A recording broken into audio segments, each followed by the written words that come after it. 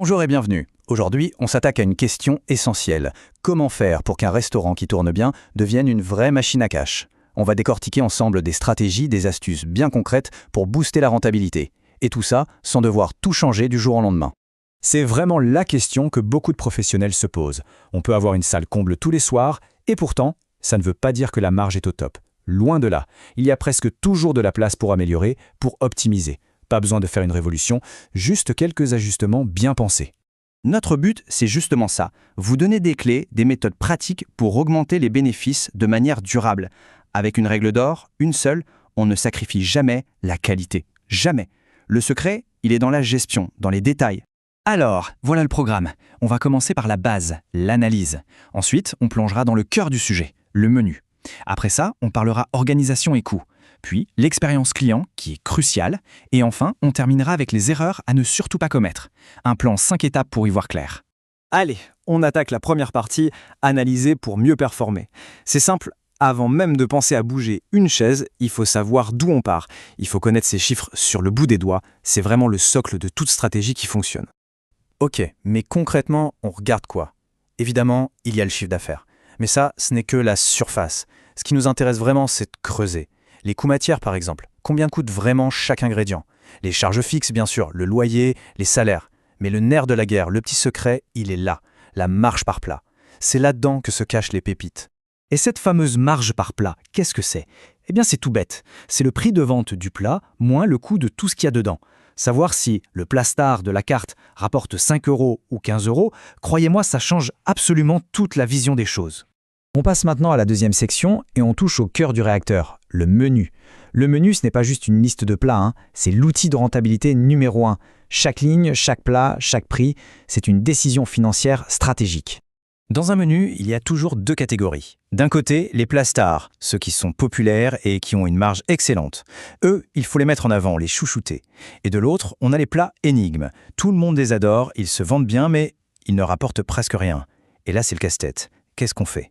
On touche au prix, on modifie la recette pour baisser le coût, ou est-ce qu'on a le courage de le retirer de la carte? Regardons un exemple tout simple. On a un bœuf bourguignon à 22 € et des pâtes Primavera à 18 €. On pourrait penser que la différence de marge n'est pas énorme. Mais si on regarde le coût des ingrédients, le bœuf ne coûte que 6 € à produire, contre 9 pour les pâtes. Résultat, une marge de 16 € pour le bœuf, contre seulement 9 pour les pâtes. C'est presque le double. Rien qu'avec cette info, on peut commencer à réfléchir. Comment mettre plus en avant le bourguignon? Ou comment rendre les pâtes plus rentables? Troisième point, on va jeter un œil sous le capot à l'organisation et au coût. Parce qu'une cuisine et un service qui fonctionnent comme une horloge suisse, ce n'est pas juste pour faire joli. Chaque minute qu'on gagne, chaque déplacement inutile qu'on évite, eh bien à la fin de l'année, c'est du cash en plus dans les caisses. Alors comment on fait ça? Il y a plein de pistes. Réduire le temps d'attente, par exemple. Ça veut dire plus de rotation des tables. Former le personnel encore et encore pour qu'ils soient au top de leur efficacité. Et parfois, c'est aussi simple que de réorganiser la cuisine ou la salle pour que les gens se marchent moins dessus. L'efficacité, en fait, c'est un état d'esprit. Attention, quand on dit réduire les coûts, beaucoup entendent baisser la qualité. C'est tout le contraire, il s'agit d'être plus malin. Par exemple, travailler avec des fournisseurs locaux, ça peut coûter moins cher en livraison et garantir une super fraîcheur. Avoir une gestion des stocks hyper rigoureuse, ça veut dire moins de gaspillage, donc moins d'argent qui part à la poubelle. Et bien sûr, miser sur les produits de saison, c'est la base pour maîtriser ses coûts tout en ayant le meilleur goût. C'est ça l'idée, c'est la phrase à retenir. Le but, c'est de réduire les dépenses inutiles, jamais, au grand jamais, de toucher à la qualité. C'est non négociable. On arrive à notre quatrième partie, et là on parle d'un truc qui semble moins lié aux chiffres, mais qui est en réalité un pilier de la rentabilité, l'expérience client. Il faut voir chaque sourire, chaque petite attention, non pas comme un coût, mais comme un investissement. Et la logique derrière ça, elle est imparable. Un client heureux, c'est un client qui revient. Et fidéliser un client, ça coûte beaucoup moins cher que d'en trouver un nouveau. Mais ce n'est pas tout. Un client heureux, il va parler de son expérience autour de lui. Il devient le meilleur VRP possible. La fidélité, c'est vraiment ça qui construit un business solide sur le long terme. Allez, dernière section, on a vu tout ce qu'il faut faire. Maintenant, voyons ce qu'il faut absolument éviter. Parce que parfois, la meilleure façon de gagner plus d'argent, c'est d'arrêter d'en perdre bêtement.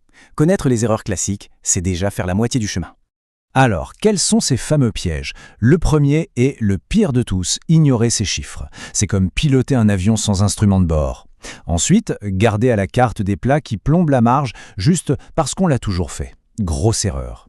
Négliger la qualité du service, c'est aussi un classique. Ça peut saboter le travail incroyable fait en cuisine. Et enfin, bien sûr, le gaspillage, c'est littéralement jeter des billets à la poubelle. Donc si on résume, la formule gagnante, elle tient en 3 mots. Analyse, optimisation et fidélisation. C'est un trio. On analyse les chiffres pour savoir où on va. On optimise tout ce qu'on peut, du menu à l'organisation, et on mise tout sur le client pour qu'il revienne et parle de nous. C'est cet équilibre qui fait toute la différence. On a brassé pas mal d'idées, les chiffres, le menu, l'organisation, le service. Alors pour conclure, une question pour tous les professionnels qui nous écoutent. En pensant à tout ça, quelle serait la toute première chose, même petite, que vous pourriez essayer de changer dès demain dans votre établissement pour voir si ça marche ?